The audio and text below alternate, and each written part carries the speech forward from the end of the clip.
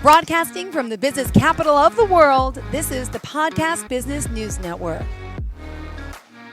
Welcome to the show. We are joined now by our friend, our holistic psychotherapist and relationship coach, Cynthia Grace Luma. Yes, as a holistic psychotherapist, relationship coach, and owner and CEO of the Center for Inner Peace. She's here to talk more today about her coaching that she can help you with. And of course, we want to find out about her book too. Welcome to the show. How are you? I am great. Thank you so much. It's so nice to be here and to meet you. Oh, same here. And you're not that far from us. New York, you're in Philadelphia, right? Yes, so it's not that far. You're right. No, Same beautiful. corner of the country. Exactly. Well, we're Yeah. excited to have you here. And to start off, just tell us a little bit about your background and what the Center for Inner Peace is. So I'm a holistic psychotherapist. I have been for almost 50 years. And when I work with people, I'm working on whatever it is they want to work on. They might want to have a better relationship. They might want to do better at their work. But all the while, I'm thinking of, at the same time, helping them have more inner peace, because that's actually the goal of all of us, to feel good inside. And if you can have more inner peace, life is going to be better. So that's how the name Center for Inner Peace. And it's also centering yourself for inner peace. So that's kind of how the origin came of the name of that. Great. And can I ask you just about your background, if you don't mind? Just tell us a little bit more about, where you grew up. And it's always good to find out more about, what you wanted to do. I think you wanted to be a teacher and an author, right? Exactly. Yes. I grew up in Peabody, Mass. So I'm a New Englander. And I spent 30 years in Maine before I came to Philadelphia. Okay. I've been in Philadelphia for 4 years. So I'm a real East Coast person who loves the ocean and all that. So growing up, I wanted to be a teacher and author. Those are my two little dreams. Little did I know the direction life would take me, which is, of course, true for so many of us. I have been teaching for 50 years as a psychotherapist, because that's what we do. We find out what people want, what they need, and we're teaching them new ways of thinking about things, new ways of doing things, resources, etc. And always it was in the back of my mind, someday I'm going to write a book. And then about 6 or 8 months ago, I started, and I just launched the book 2 weeks ago. Wait, you started writing it 6 or 7 months ago? Yeah. It's a small book. If you can see, it's only a small book. It's about 100 pages. But still, that's impressive. And you've done all that. Wow. But of course, I've been thinking about all that for you. It's all part of my work. It's what I do all the time. So it's really a little formula for clients. I broke it down for what I actually do with clients. And what my job is with clients is to make people more aware of what they're thinking, what they're feeling, what's stopping them, what triggers them. And so I put it all down in the book, kind of the outline of it, so that people can understand what it is I'm asking them to do when they come to see me. And I didn't realize this when I started writing the book, but now that I've written it, I think this is going to be a great start for anybody who starts working with me, because they get the whole thing outlined, what we're working toward, to understand it. Well, what is the title of the book? The title of the book is The Relationship You Want. And the secret theme of it is, and it says that on the back cover, there can be no significant other in your life if there isn't first a significant you. So the whole meaning of the book, the whole theory of the book is, as well as you working with your partner towards your goals, or anybody that you're working with, because lots of people are working toward better relationships with parents, with siblings, with people at work, but whoever you want to have a better relationship with, the foundation of all that is understanding yourself. And I have spent my whole life moving through that journey of understanding myself. And there's always new things to learn, but it's just having a better handle on who am I? Why do I get upset by the things I get upset by? And how do I open up to more of life? That's the journey of awareness. Wow. So obviously self-love, self-care, all that you're going to agree with first, because you got to learn to love yourself first. Okay. And hold on. So the relationship you want, how to be seen, heard, and understood in the most meaningful relationships in your life. That's the full title, right? That's the full title. Thank you. All right. Good. Just making sure. And where can we find the book? Where can we order it from? It's on Amazon. And if you want to go on Amazon and put it in, or you can just write, it's also on this website, therelationshipyouwant.com. Perfect. If you click on that, they'll go right to a little website about the book, which also has the link. But on Amazon.com, The Relationship You Want.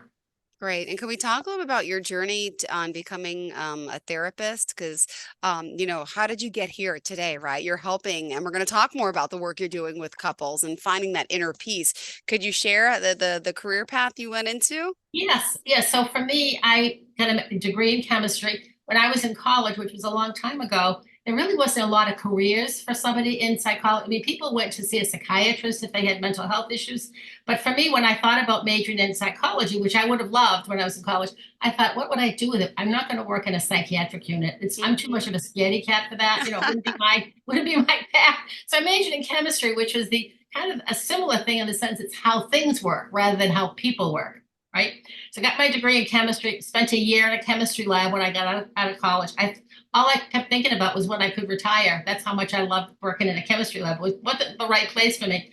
I got pregnant, got married, got pregnant, had my first child, and I Mm. knew as soon as I looked into that little baby's arms and held her in my arms, looked into her eyes and held her in my arms, I would never see the inside of a chemistry lab again. I knew that was over. That was done.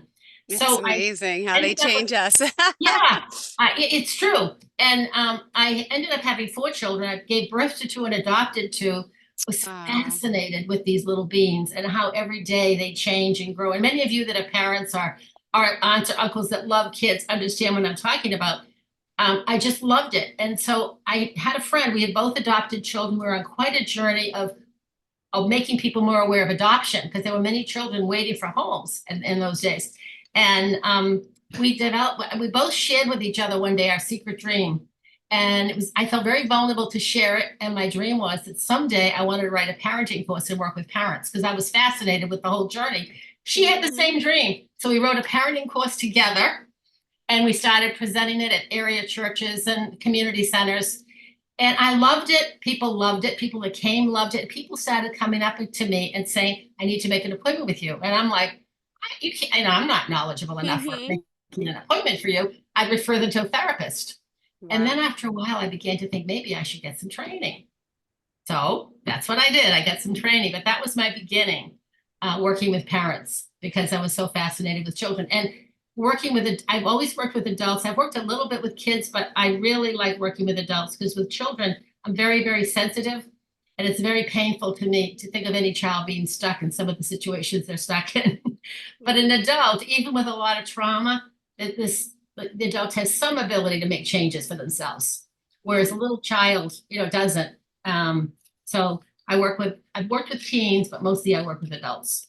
Perfect. Thank you so much. Well, let's get started and talk about that work that you're doing. And I know, in particular, did you want to focus on the couples aspect first and how you're helping? Yeah, sure. I mean, what I found over the years, and I say it's been a lot of years, what I found over the years is even when people come in supposedly for individual therapy, we're always working on relationships because people are always focusing on their relationship with their parents, their relationship with their significant other, um, their sister, their brother. It's like that's a huge part of what we do. Mm-hmm. So that's why I took the training as a relationship coach because it's such a huge part of people's lives and what they want. So for me, I've always been very spiritual. I've done a lot of training and not only in psychology and holistic health, but also in spirituality and things. So I like to bring in with people when they're open to it, the part of them that sees that we're all part of something big and we're all connected in whatever Mm-hmm. language they use. I think that's a huge part of life. And if we can use that in the therapy, whatever their spiritual beliefs are, the therapy goes better and deeper. So that's kind of an orientation that I have relationships, spirituality, intimacy. Those are all the things I love that turn me on. And after 50 years, I still love exactly what I do. I just love supporting people in what they do, which is, I'm lucky. I'm lucky to have something that I love. So I noticed over time that I was working with more and more couples. Yep. And I think what I love about that is both people in the room. There's something very powerful about working with, not talking about the person that's not there and imagining how they're feeling or what they want, but actually having the person there. And when I start working with couples, the first thing I ask them is, how committed are you to changing yourself? Because I mean, a lot of people have the orientation when they come into counseling, if only my partner would change, Yep. it would be great. And it's not going to happen that way. It has to be that each person is willing to change whatever parts of themselves they can to learn and grow in whatever way they can. And let me tell you an interesting story. When I was a little girl, and I say this in the back of my book when I talk about going full circle, when I was a little girl about age 11, my mother in those days, women had women's magazines. We had a coffee table and my mother had women's magazines. And I was a curious kid and read everything I could get my hands on, even things that were beyond my age. What I looked forward to every month, it was a Red Book magazine. And I don't know if any of you out there can remember this or relate to it, or whether you can, Jill, but you look a little maybe too young for these days. 46. No. That's pretty young. That's pretty young. Anyways, the name of the column that I looked forward was, Can This Marriage Be Saved? Oh, Can this okay. marriage be saved? And my little mind, my little 11-year-old would read it for the first person. The husband would say, my wife does this and my wife does that, and all the things that were wrong with his wife. Then I think, oh, that's terrible. Then that poor man. And then I'd read what the wife said. My husband does this. And they talk about all the issues her husband had. And as a little girl, I would just look at it and I would just be kind of in awe, like, how is this ever going to work out, right? So now I know, and they didn't explain that in this magazine at that time, that it doesn't matter what issues your partner has. I mean, of course, you both want to deal with that, but it's really about taking responsibility for yourself. If you both do that, magical things can happen. Does that make sense? It does make sense. You know, you hear this all the time. Tell me this is cliche, but they say with couples, it's all about couples, communication's broken and couples grow apart. What is the biggest challenge, would you say, with relationships and couples? Just, you know, give us some insight here. What are we doing wrong? Yeah, I would say that almost 90% of the couples, that's what they come in with. Doesn't mean there aren't other things going on with them, but the things trigger them so that they can't communicate. So like say there's a mother-in-law issue, you know, then every time they go to talk about the mother-in-law, they're both tense because they know that they don't agree and they're going to fight. So what happens, what I see happens with couples, two things. I would say the two things that happen is the communication breaks down. They need some guidance, some help. Most of us did not learn in our family of origin good communication skills. I certainly didn't. I had to learn as an adult. Same here. Yeah. And then the other thing that gets in the way for people is people are managing so much in their lives. A couple comes together because they love each other, they have fun together, they love talking to each other, they love being together. And then the baby comes. And there's a job, and there's the baby, and there's the second baby, whatever it is. And I often will say to couples, it's like you get into managing the business of being a couple, the business of being a family. It's a lot. It's a lot. And nowadays, women work too. I mean, when I was a young woman, you know, women either worked part-time or they didn't work at all. My mother didn't work outside the home. And even though there were disadvantages to that system, for sure, there's disadvantages to today's system because it's an awful lot. So what I try to do is bring people back to remembering why they got together in the first place. And, you know, prioritizing different aspects of the relationship, making time for each other, and coming to coaching or counseling with an expert in that is one beginning step of prioritizing the relationship, and my supporting them and coming back together to what's really important. Let me ask, you just mentioned coaching, and how does coaching differ from counseling? Right? Because those are two separate things, and people don't understand what they could use. You know, you could benefit from both, but what's the difference? I think that many people would use different terms, but when I did coach training about 20 years ago now, and psychotherapy training about 50 years ago. So it's, you know, two different things. But when I added the coaching to it, what they used to say then is, if somebody has a psychological issue, they should go to a psychotherapist or a social worker who's trained. Otherwise, coaching is teaching more about the present. Coaching is working more with the present. Okay. So I noticed in today's world, though, a lot of coaches are also working with the past. So even in that tradition, things change. But there's more training in understanding some of the psychological aspects of life if you have psychology background or a social work background as a psychotherapist. And in coaching, a lot of people go for coaching and they already have something. They might be an MD. I met a lot of MDs in my coach training. So people come, acupuncturists may go into coaching. People have different backgrounds that they bring. Some people, they don't have any specific training in this aspect, but they love the idea of helping people make changes. And so they may have a particular program that they run that works really well for people in a particular area. We therapists used to be taught to be generalists. You know, we treated everything. Whatever came in the door, we treated. So I think there's differences in what particular background particular coaches have. And I Got mean, it. I was always impressed with the holistic physicians who had a medical degree Yeah. and were working with people. I just think that's a great thing to have. But there's a lot of great backgrounds to have, and I think there's a diversity within the coaching field of what people do and what their backgrounds are. Great. Thank you, Cynthia. At this time, would you mind just reminding everyone how we can contact you? Sure, I would be happy if you would contact me on my website, Center for Inner Peace, Hmm. www.centerforinnerpeace.net, or the new one, therelationshipyouwant.com, which will tell you about the book. And my email is Cynthia, Cynthia, at cynthialuma.com. Perfect. And that's Cynthia, Luma spelled Luma, correct? Yes, right. Awesome. All right. What other aspect did you want to talk about? Because I know your work focuses on finding inner peace, but there's still so much to you. So what did you want to share for us today? Yeah. I'm not sure. Can I read you the back of my book? Explain a little bit Please. more about the book. Absolutely. This is a picture of my book. And I'm so excited about it, obviously, because it's only been out there 2 weeks and I have only seen it. It's only been 2 weeks that I've seen it. I Oh, designed it with a designer, but you know how you see how it all comes together when you actually hold it in your hand. yeah. You should be And so so here's what the proud. back of the book says.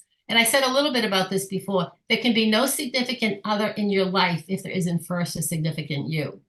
In her book, The Relationship You Want, Cynthia Grace Luma tells us that our job in any relationship is to first accept the truth and significance of who we are. Only then can we practice the compassion and curiosity required to build a deeply loving relationship with someone else. The author, who has worked for 5 decades as a holistic psychotherapist and relationship coach, shares her 4-step relationship truth framework for creating lasting connections with the people you love the most. If you've ever wondered what holds you back from having the kind of relationship you long for, this book has the answers you've been looking for. What are these steps? Can you share So the first, any yeah, insight? the first step is to be aware, and that's hard sometimes. To listen to your people, your partner, or your friend, or whoever, to listen to their feedback and say, "Is that true? Could there be some truth to that?" And as you become aware, oh my, yes, there is. I give an example of myself. The first chapter, finding my anger. And this is when I was just beginning my training and hadn't done much personal work. I hadn't done any personal work really. And you take turns in the training programs being the client. And somebody said to me, I gave a story and they said, you must be angry. And I said, no, I'm upset, but I'm not angry. And then I go on to tell the story of how I found my anger because I didn't want to be angry because I had seen my father was violent when he was angry. And I sure didn't want to be like my father. So that's one example. So the first step is accepting. Okay, there's that awareness. Oh, yeah. Or something about your family that happened that you denied, you didn't want to believe that it could be true. And then you become aware of it. You have to sit with it, and it's hard. And then the second step is to become aware. The second step is to accept the truth of it. And this is where the most important step from me is compassion. And that's my strongest suit, is to support people in being compassionate to themselves for whatever they begin to recognize. Like they might say, oh my God, I didn't know I was that person. I didn't know I did that. And you can judge yourself so harshly. That's where it's really helpful to have a sensitive mentor, coach, therapist, somebody who can help you see yourself. Because in that wounded part of you, the place of denial or the place you don't want to look at, Yeah. it's so easy to judge ourselves because it was the younger part of us. And if you have a person reflecting back to you, have compassion for this young Cynthia, this young girl who's trying to do her best, but she made some mistakes, right? That Haven't we compassion is all? Yep. huge. And the other piece is the curiosity is huge.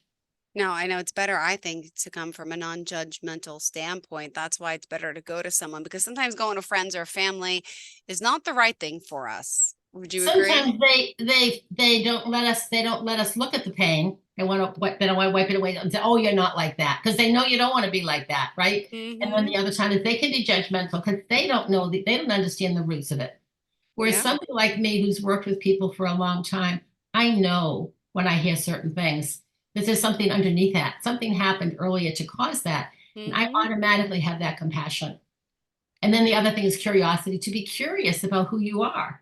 Be curious. And then the third part is really owning it, really owning. The third step is owning. This is okay. So this is my truth.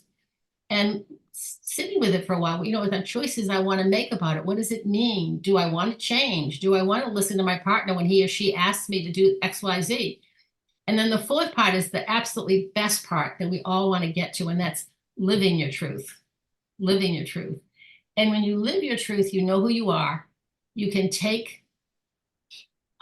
tolerate listening to your partner or whoever the person is, whoever the relationship is that you're looking at, tolerate hearing the truth about you. What I find that often gets in the way for couples is a woman may ask her husband a question, or husband may ask his wife a question, or wife asks wife a question, whatever pairing it is. And then when they tell you the truth, the person gets triggered and gets furious that the partner says something that they didn't want them to say. So that's the curiosity and the compassion.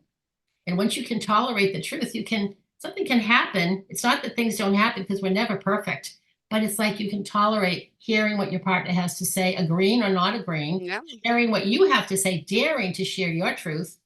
So that living with the truth is the goal. And again, it's not perfection. It's just acceptance of the self, acceptance of what life is bringing you, and then loving yourself enough to say, I can change whatever it is I want to change. It's my choice. All right. Well, beautiful. Start today. Cynthia Luma, how can we contact you? Unfortunately, we are out of time. We got, 3 minutes, so we got to sum it up. Sorry. I understand. Yeah. What else do you want us to know about you, obviously, before, besides buy the book? Yes, buy the book. Cynthia, let's see, what is it called? I'm talking so much. TheRelationshipYouWant.com is the easiest way. And the other way is Cynthia at centerforinnerpeace.net, which is the longer name, CENTER, Center for INNERPEACE.net. So centerforinnerpeace.net and TheRelationshipYouWant.com. Either of those would be great. Beautiful. Well, it's a pleasure getting to know you, having you here with us. And if someone wants to work with you one-on-one, do you offer an initial consultation? I do. Yeah, I offer a free 30-minute consultation that gives somebody a chance to find out if we're a fit, if I'd be somebody they'd like to work with. Absolutely. Oh, wow. I love this. And did you want to leave off with a certain quote, or I know I was reading like your work before, or anything else in particular? I know you said this. It wrote, I've always loved this quote from Mary Oliver. What is it you plan to do with your one wild and precious life? Yeah. I've always loved that, because we only have one life. And we got to invest in ourselves. I've invested in myself my whole life, because it's a journey of self-awareness. And I think we all deserve that. Whatever your passion is, invest in it. Whatever's good for you, invest in it. But coming to know yourself is a really good step for anything you want to do. Any relationship and any step in life. That's my philosophy. Well, we appreciate you, and we're glad you're here, and hopefully we'll get this book. I can't wait. Exciting stuff here. Yeah. Thanks so much. Pleasure getting to know you today, and thank you for helping so many. Centerforinnerpeace.net. So check her out. She can Zoom with you, FaceTime all over the country, based out of Philadelphia. And don't forget that new book, The Relationship And that is a really good point that I forgot to say. Thank you for saying it. And that is that I work with people all over the country virtually. Perfect. Good. Thank you so much. Okay. All right. Have a fantastic day. And to all of our listeners, stay tuned. Bye, everybody. We'll be back with more. Are you looking for even more of the podcasts and hosts that you love? The Podcast Business News Network is proud to announce that you now have even more ways to listen live. Check out the MyTuner Radio, online radio box, and Simple Radio apps on iOS and Android, or find us online. Search for Business News Network on mytuner-radio.com, or search Podcast Business News Network on streama.com and onlineradiobox.com/US. Take your podcast on the go and don't miss a minute of the action.